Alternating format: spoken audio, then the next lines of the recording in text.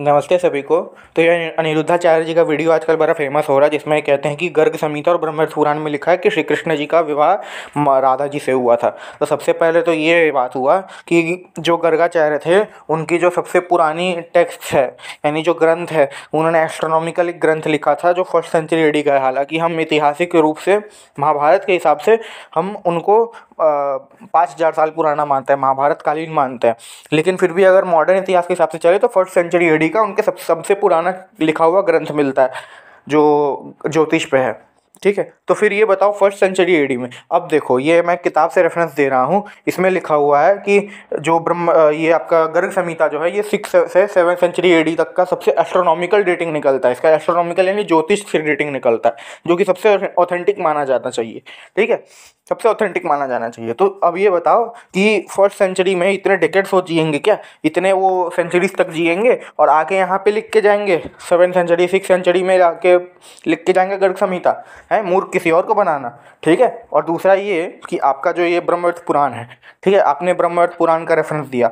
ब्रह्मवैवर्त पुराण में तो देखो ये भी लिखा है, कृष्ण जन्म खंड अध्याय 28 में क्या लिखा हुआ है, श्लोक नंबर 136 से 144 तक पढ़ो, ये कितना गंदा वर्णन है।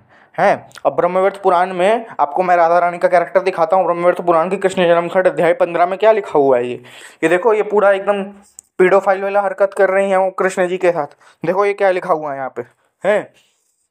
बस आप लोगों ने क्या किया है कि राधा नाम की काल्पनिक कैरेक्टर को श्री कृष्ण के साथ जोड़ के श्री कृष्ण का अपमान किया है, एक योगेश्वर का, एक महान पुरुष का, जिसको महाभारत में इतनी सारी उपमाएं दी हैं भीष्म पितामह ने कि उनसे पवित्र कोई नहीं। महाभारत में अच्युत बोला है, अच्युत बोला है व्यास जी ने, जो अपनी मर्यादा का भी भंग नहीं करता। जबकि ब्रह्मवैवर्त पुराण आदि ग्रंथों में और भागवत पुराण आदि ग्रंथों में देखो क्या लिखा हुआ है, लड़गड़ बातें हैं, बहुत सारी बातें आक्षेप लगे हैं उनके ऊपर। इसलिए महर्षि दयानंद कहते हैं कि महाभारत पढ़ो, वहाँ श्री कृष्ण का चरित्र एकदम उच्च बताया गया है, वो अखंड बाल ब्रह्मचारी थे।